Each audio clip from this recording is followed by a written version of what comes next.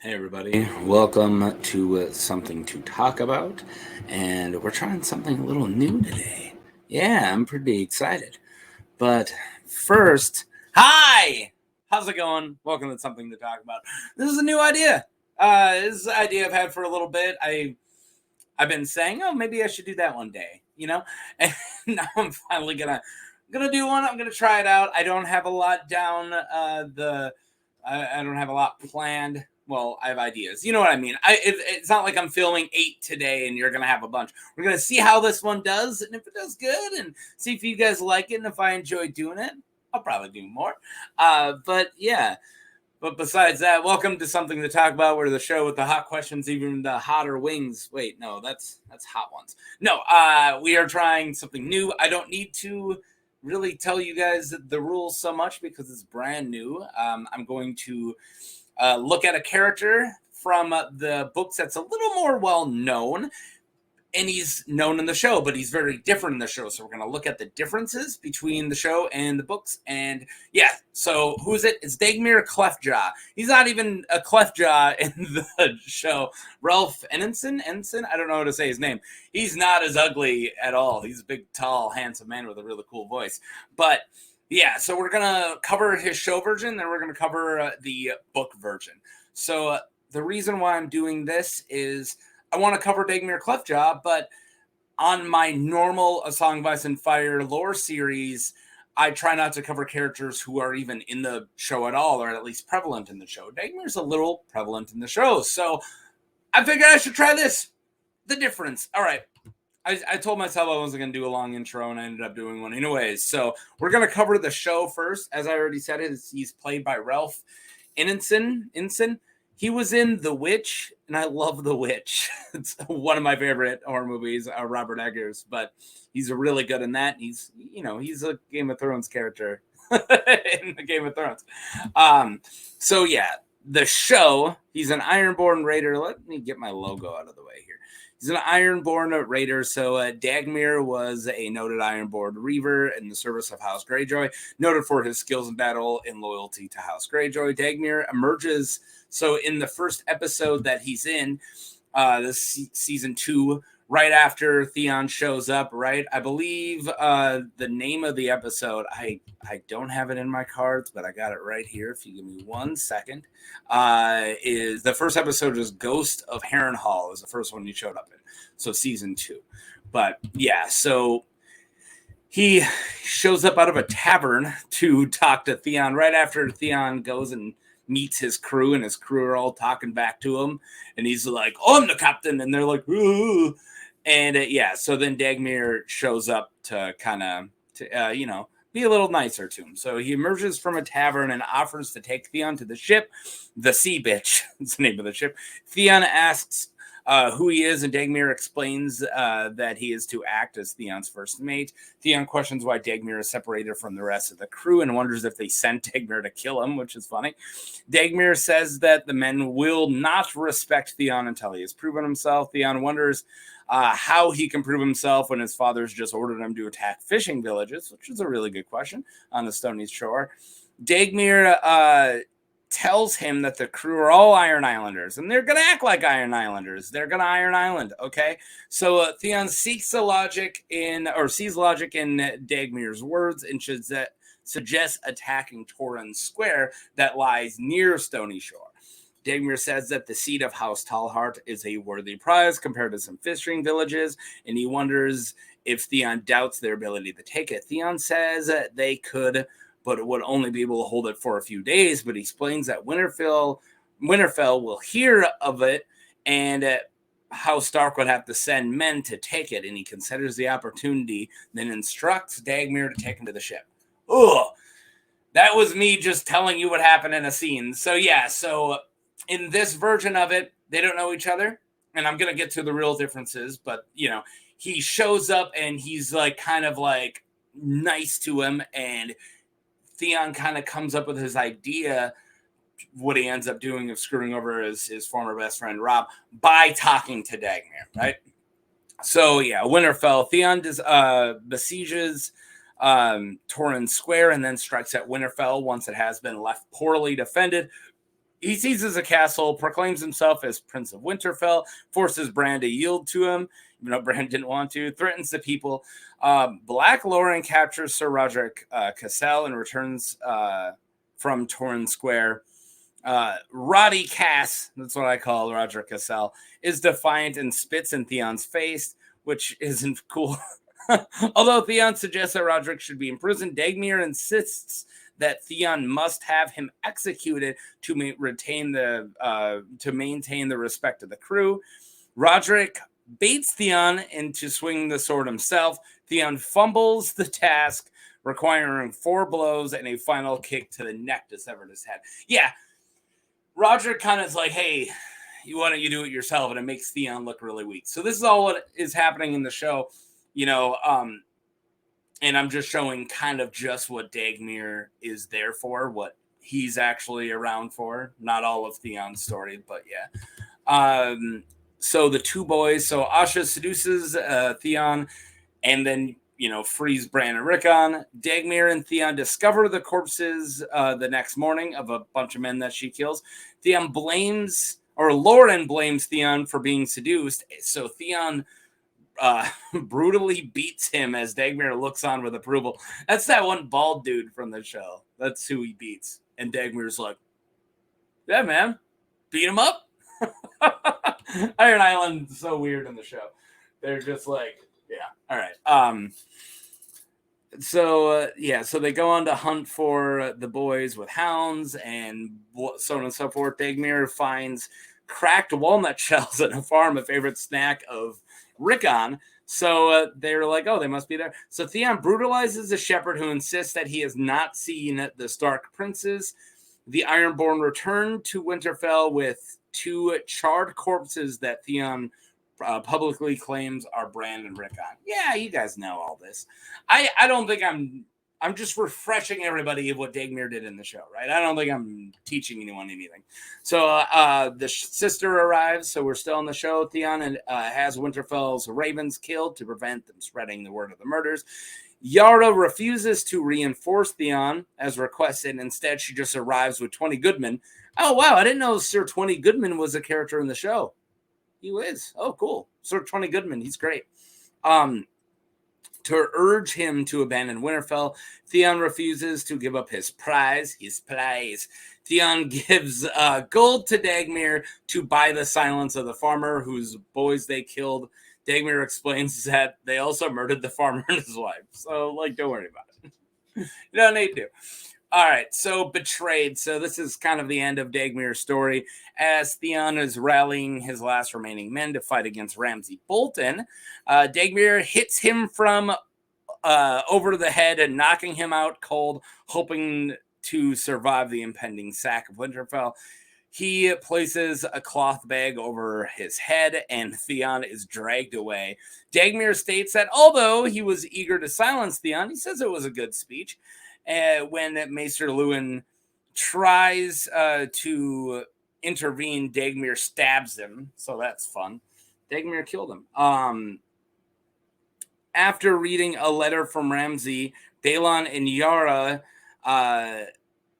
After reading a letter from Ramsay, Balon and Yara learned that Dagmer and his men were betrayed and flayed alive by Ramsay and the soldiers of House Bolton, despite Robb Stark's promises of mercy. So that's his story in the show. Now we can move on to the book. So I know that if you're watching this, you at least have watched the show or most likely have, and you most likely have read the books, or you want to read the books. Go read the books. So this is your refresher. Done. Let's get into Dagmer Cliftjaw. So that's the big main difference, right? Is he looks like this in the books. He's not Ralph Ineson. He's not gorgeous. He's not tall with that cool voice. He's this monster. So the Cliftjaw. Dagmer, also known as Cliftjaw, and Dagmer Cliftjaw is an Ironborn captain of the longship Foam Drinker and the master at arms for House Greyjoy of Pike. When Dagmer was a boy, a long axe blow nearly killed him, splintering his jaw, smashing his front teeth, and leaving him with 4 lips instead of 2. Oh, gross. Dagmer has snow white beard and a hideous scar on his mouth. He has I already said that, a shaggy beard, but the hair does not grow where the scar is. Well, that makes sense. Dagmer wears many rings, gold and silver and bronze, set with sapphire and garnet and dragon glass. Oh, cool. All of which he won by the iron price. He's taken in his reavings. So, yeah, his reavings. The old raider, Clifty, as I will call him sometimes, is proud but not prickly. He's often smiles to show approval. Dagmer enjoys reaving songs. He drinks, and he is fond of a song written about his jaw that was cracked. There's a song written about his face? That's great. Sounds like a country song. Dagmer once spent a summer reaving in the Stepstones with young Balon Greyjoy.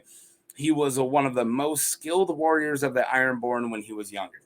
Dagmer trained Lord Balon's son, Theon, in arms, riding and sailing. Theon gets well, he gets along well with the old raider, whom he calls Uncle, even though he's not an uncle, on account of being descended from a Greyjoy bastard 4 or 5 generations back. So he does have some Greyjoy blood, right? But he's not a Greyjoy. And he's definitely not one of Theon's uncles. He's got enough of those. He's got 3. But yeah, so really good relationship with Theon. So when Theon comes back to the Iron Islands, he's immediately like, Dagmer, what's up, yo? So yeah.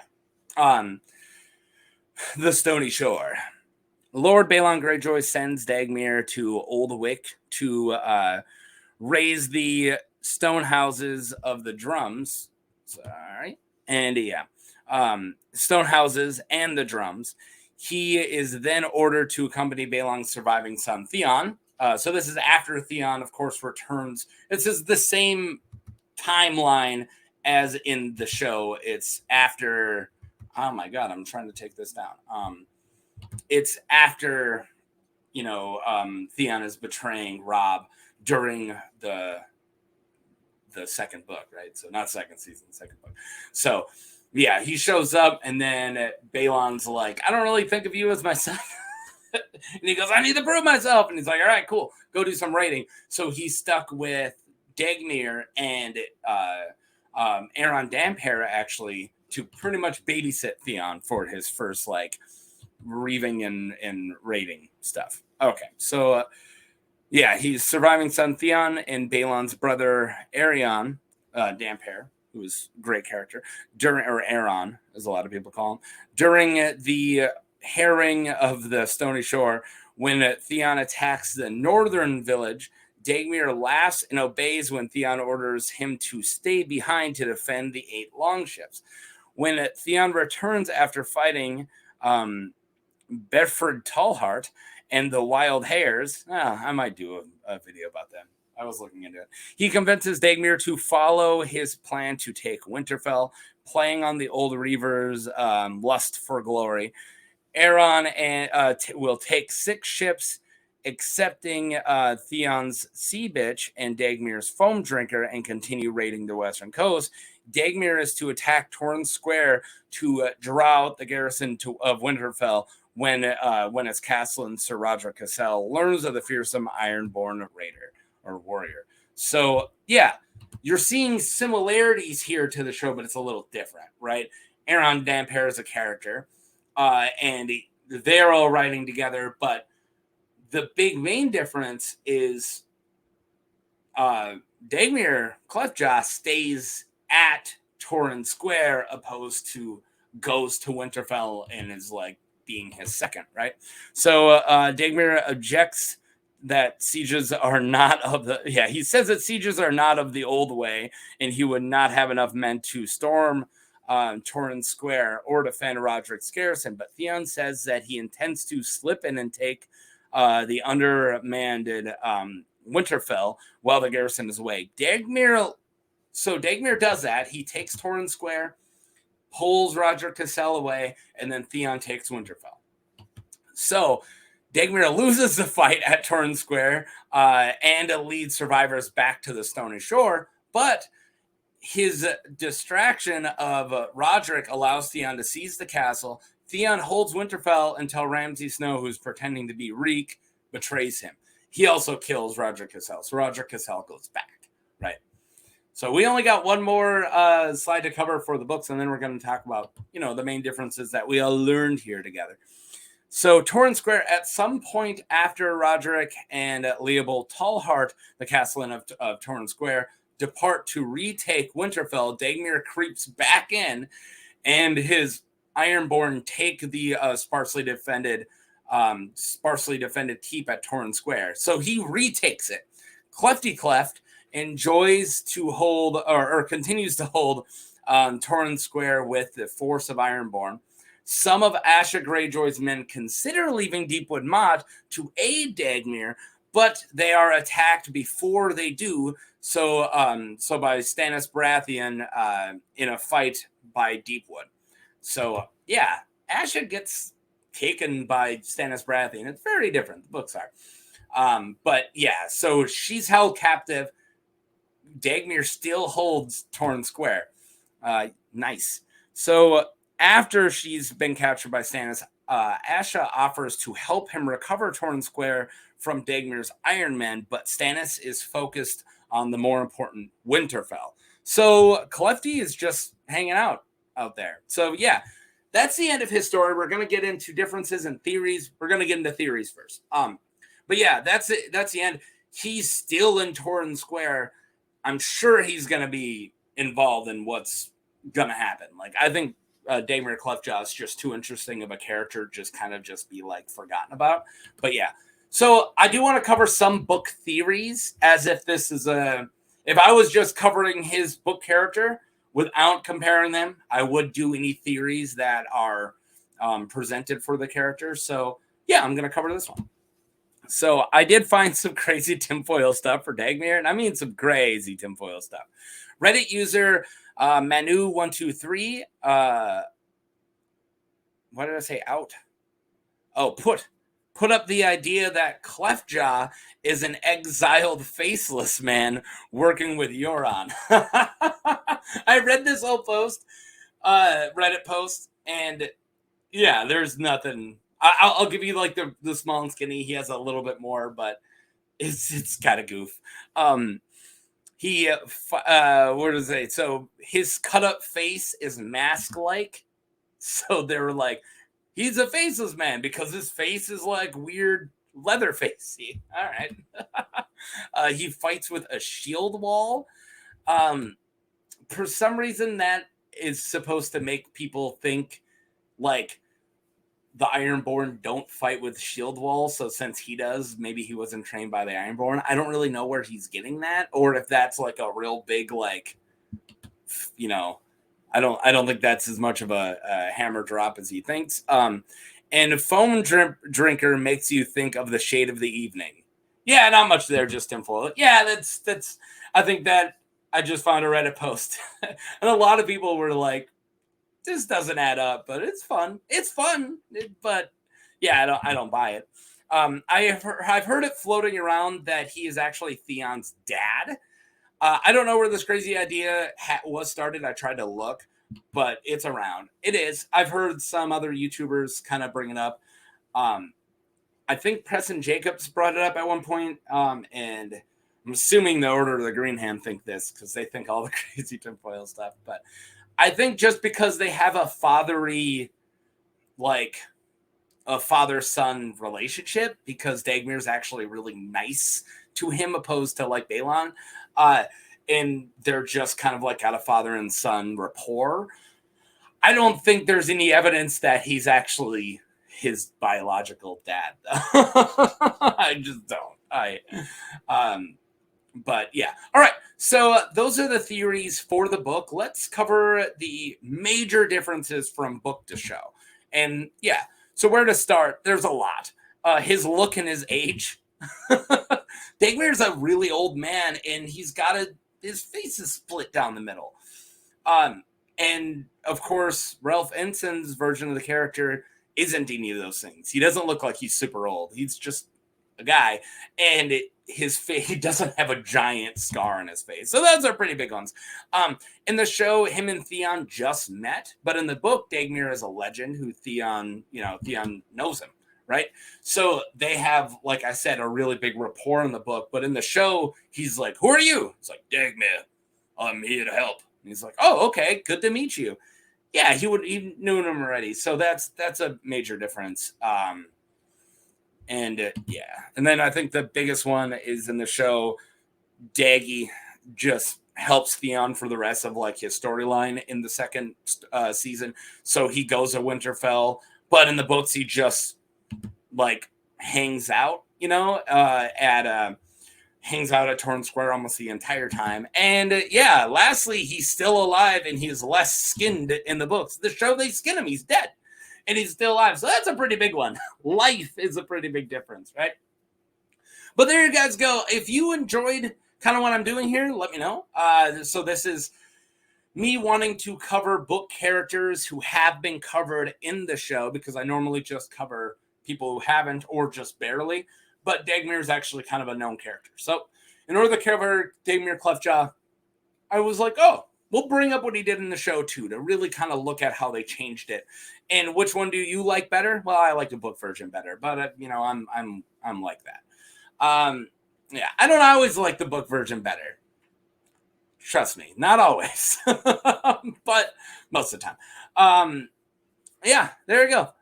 Let me know if you enjoyed this, and if you want me to do more of these, let me know. I have a small list, but if there's a character you want me to cover, I don't want to cover any huge characters still. Kind of more just kind of smaller characters, like, think more Great John or Locke / Vargo Hoat, opposed to like cover Brienne. Like, no, there's too big of a character. Everyone knows who Brienne is. But yeah. Okay, guys. Thank you. I already said bye a couple times, so I'll just say peace and don't get an axe to the face. Yeesh. That would hurt. Peace.